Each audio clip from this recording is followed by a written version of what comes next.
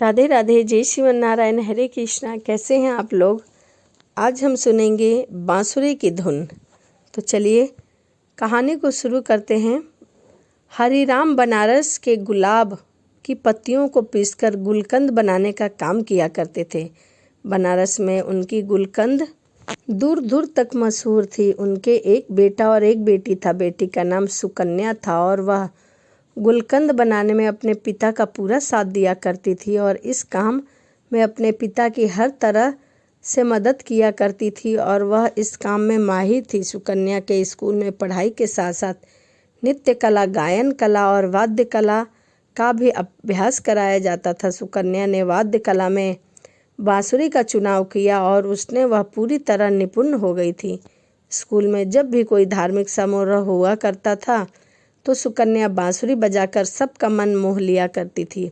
हरिराम बनारस में तो गुलकंद का व्यापार करता ही था, साथ में वह शहर में जाकर गुलकंद बेचा भी करता था। इस काम में उसकी बेटी उसके साथ जाया करती थी क्योंकि उसका बेटा अभी बहुत छोटा था और उसका ज़्यादा रुझाव पढ़ाई की तरफ था। लेकिन सुकन्या को अपने पिता का साथ देना बहुत ही अच्छा लगता था।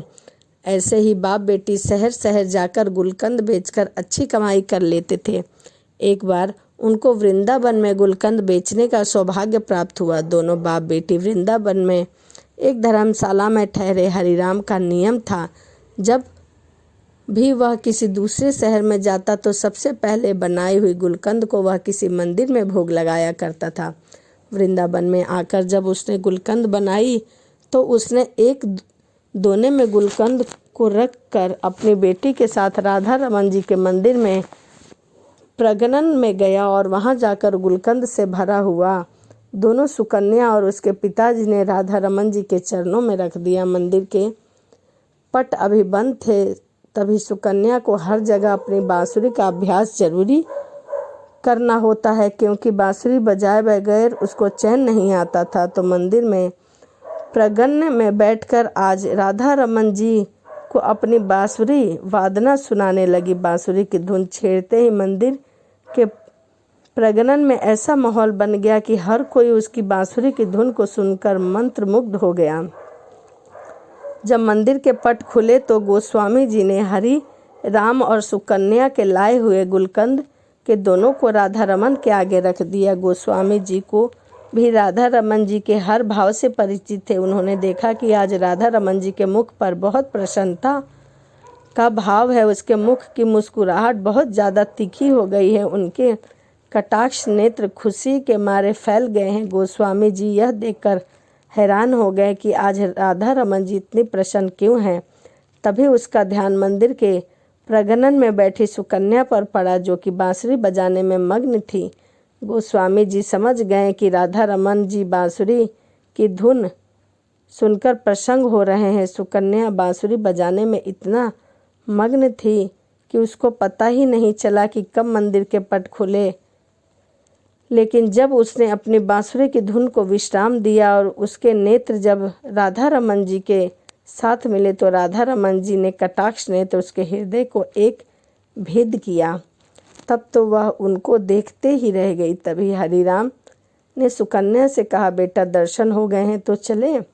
सुकन्या राधा रमन जी को निहारती हुई वापस धर्मशाला में आ गई। अब तो हर रोज़ सुकन्या और उसके पिता गुलकंद बनाकर मंदिर ले जाते और सुकन्या बांसुरी की धुन छेड़ती और राधा रमन जी सभी लोग उसकी बांसुरी की मधुर धुन सुनकर मंत्रमुग्ध हो जाते थे। ऐसा काफ़ी दिनों तक चलता रहा। हरिराम ने कहा कि बेटा अब हमें आए हुए काफ़ी दिन हो गए हैं, अब हमें अपने नगर वापस चलना चाहिए। लेकिन न जाने राधा रमन जी की कैसी इच्छा थी कि जब भी वह जाने का प्रोग्राम बनाते तो हर बार उनका जाना कैंसिल हो जाता था, वह फिर वहीं रह जाते। ऐसा करते करते उनको वृंदावन में रहते रहते 2 महीने बीत गए। सुकन्या का तो यहाँ से जाने का मन ही नहीं कर रहा था क्योंकि वहाँ तो राधा रमन की दीवानी हो चुकी थी और उधर राधा रमन जी सुकन्या की बांसुरी की दीवानी हो चुकी थी। सारे वृंदावन में रमन करते थे तो सुकन्या की बांसुरी की धुन सुनकर मंत्रमुग्ध हो रहे थे।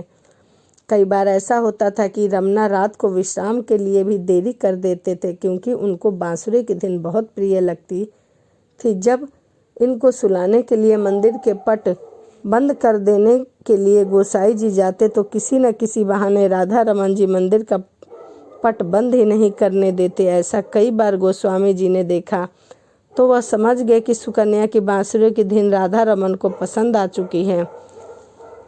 अब यहाँ से सुकन्या और हरिराम का जाने का समय आ गया। बड़े ही भारी मन से सुकन्या और हरिराम राधा रमन जी को छोड़कर अपने नगर बनारस जाने लगे। तभी सुकन्या राधा रमन जी के मंदिर से निकली। उसके कदम आगे बढ़ ही नहीं रहे थे। उनको ऐसा लग रहा था कि उसके पाँव में किसी ने भारी वजन का पत्थर रख दिया हो और वजन के कारण उसे चला भी नहीं जा रहा था। अब सुकन्या अपने घर बनारस आ चुकी है, लेकिन उसका मन वहीं लगा हुआ है। उसी मोहिनी सूरत वाले, वृंदावन के कटाक्ष नेत्रों वाले, गहरी मुस्कान वाले राधा रमन ने हर लिया था। अब तो सुकन्या का अपने घर पर बिल्कुल भी मन नहीं लगता था। उसका मन करता था कि वह भागकर मंदिर में प्रांगण में चली जाए।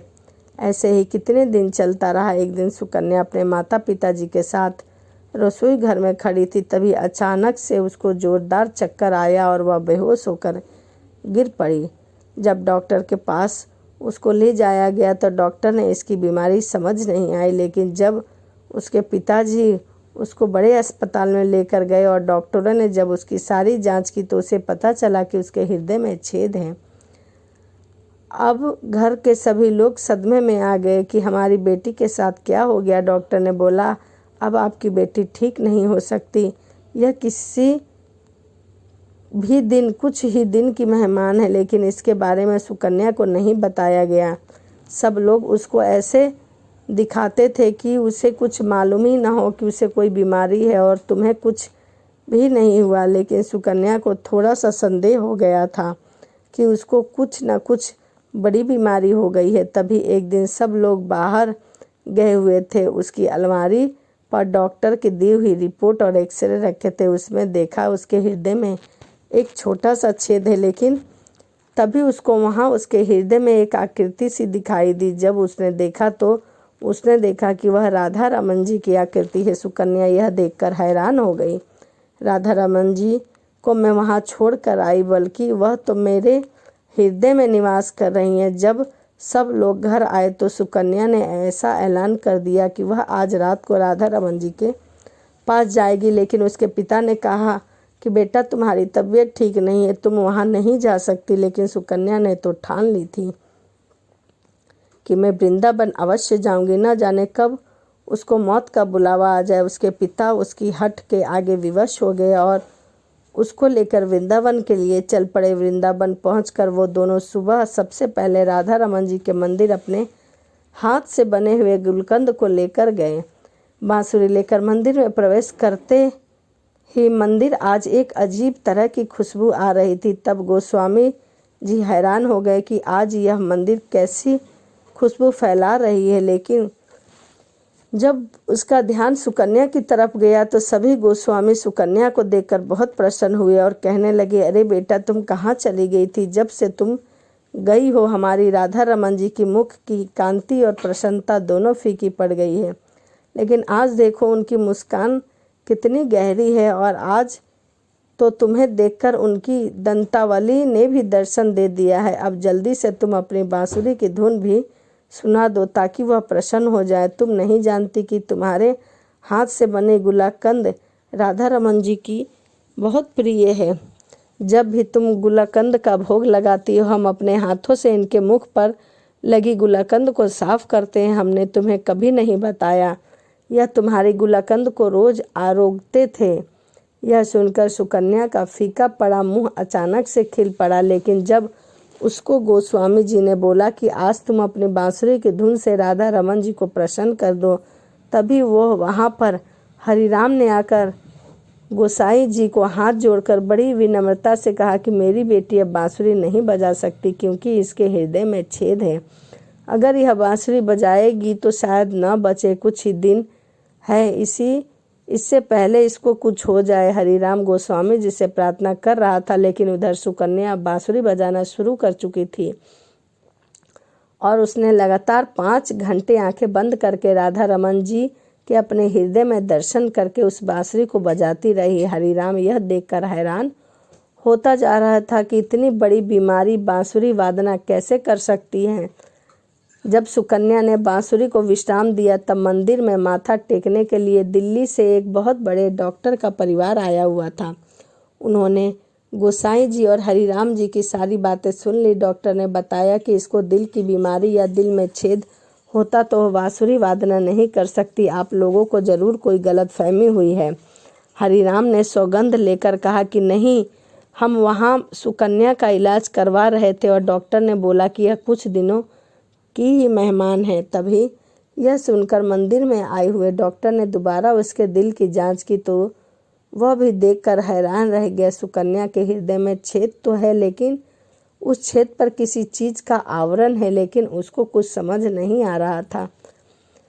किसी को यह नहीं पता था कि सुकन्या की बीमारी दिल में हुई छेद को धुन राधा रमन जी वहाँ पर विराजमान होकर अपने आप को ढकी हुई थी। सुकन्या अपनी बीमारी से बिल्कुल बेपरवाह थी, क्योंकि उसके दिल में डॉक्टर राधा रमन जी उसके दिल का इलाज करने के लिए खुद उसके हृदय में वास कर रहे थे। यह बात सुकन्या और राधा रमन जी ही जानते थे। सुकन्या के ऐलान कर दिया कि जब तक उसकी ज़िंदगी है तब तक वह राधा रमन को छोड़कर कहीं और नहीं जाएगी।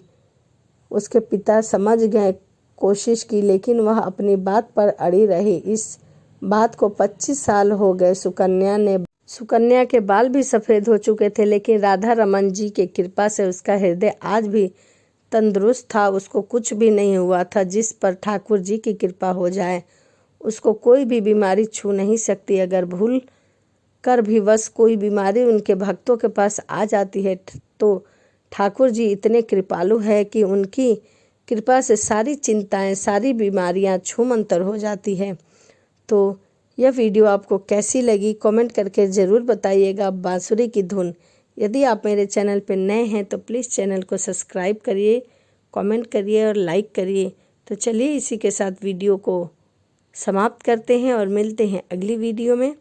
राधे राधे, जय श्रीमन नारायण, हरे कृष्णा। एक बार बोलिए राधा रानी सरकार की जय।